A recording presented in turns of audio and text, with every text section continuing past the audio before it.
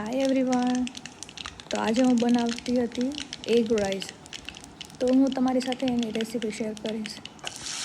સૌથી પહેલાં થોડું તેલ મૂકવાનું, એમાં રાઈ, જીરું અને હિંગનો વઘાર કરવાનો. ત્યારબાદ તેમાં ડુંગળી અને મરચું નાખી અને ડુંગળીને સાંતળવાની જ્યાં સુધી ડુંગળી ગોલ્ડન બ્રાઉન થઈ જાય ત્યાં સુધી.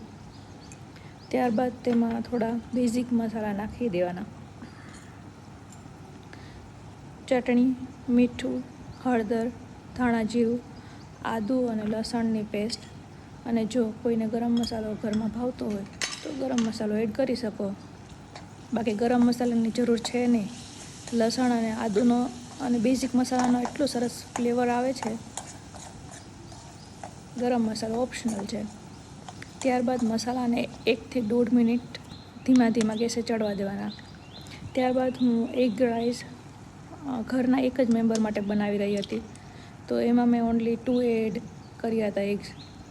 જો કોઈના ઘરમાં વધારે હોય તો ક્વોન્ટિટી એ પ્રમાણે જોઈ લેવાની. તો એ 2 એગ નાખી અને તેને ખીમો થાય ત્યાં સુધી કરવાનું.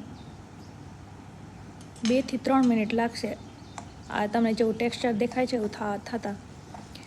તો ત્યારબાદ મેં એમાં થોડું બટર એડ કર્યું હતું, એના લીધે ટેસ્ટ બહુ સરસ આવે છે એગ રાઈસનો. ત્યારબાદ મેં એમાં ઠંડા રાઈસ નાખ્યા હતા. જે બપોરે બનાવેલા હોય એ રાઈસ રાતે નાખી અને બનાવીએ તો એનો ટેસ્ટ બહુ સરસ આવે છે. તો એક મેમ્બર માટે હતું તો મેં એ પ્રમાણે રાઈસ નાખ્યા છે. તો રાઈસ નાખી અને 2 થી 3 મિનિટ સુધી તેને સાંતળવાનું મિક્સ કરીને. પછી